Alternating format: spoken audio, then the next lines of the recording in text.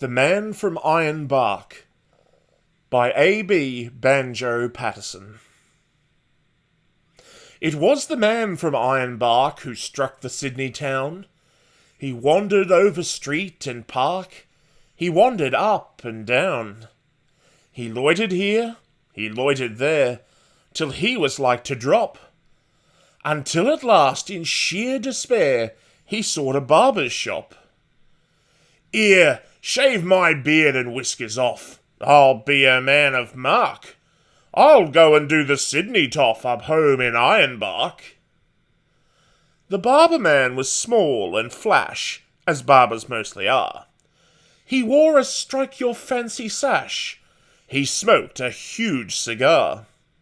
He was a humorist of note, and keen at repartee. He laid the odds and kept a tote, whatever that may be. And when he saw our friend arrive, he whispered, "Here's a lark. Just watch me catch him all alive, this man from Ironbark." There were some gilded youths that sat along the barber's wall. Their eyes were dull, their heads were flat. They had no brains at all. To them the barber passed the wink, his dexter eyelid shut. "I'll make this bloomin' yokel think his bloomin' throat is cut." And as he soaped and rubbed it in, he made a rude remark. "I suppose the flats is pretty green up there in Ironbark." A grunt was all reply he got. He shaved the bushman's chin, then made the water boiling hot and dipped the razor in. He raised his hand, his brow grew black. He paused a while to gloat, then slashed the red-hot razor back across his victim's throat. Upon the newly shaven skin it made a livid mark. No doubt it fairly took him in, the man from Ironbark. He fetched a wild up-country yell might wake the dead to hear, and though his throat, he knew full well, was cut from ear to ear, he struggled gamely to his feet and faced the murderous foe. "You've done for me, you dog. I'm beat. One hit before I go.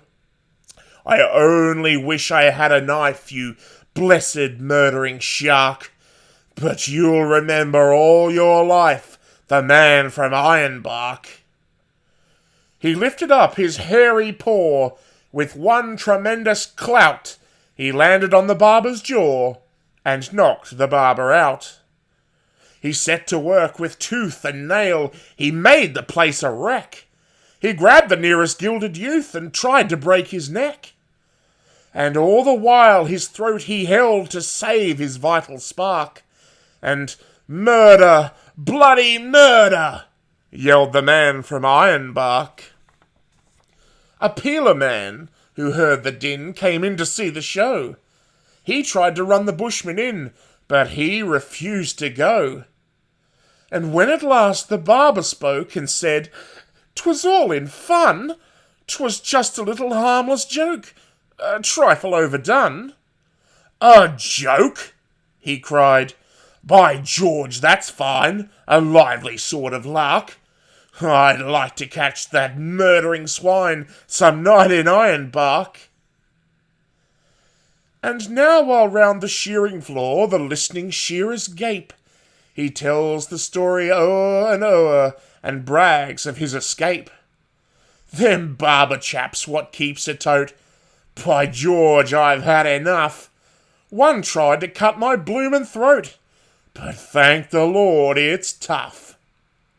And whether he's believed or no, there's one thing to remark, that flowing beards are all the go way up in Ironbark.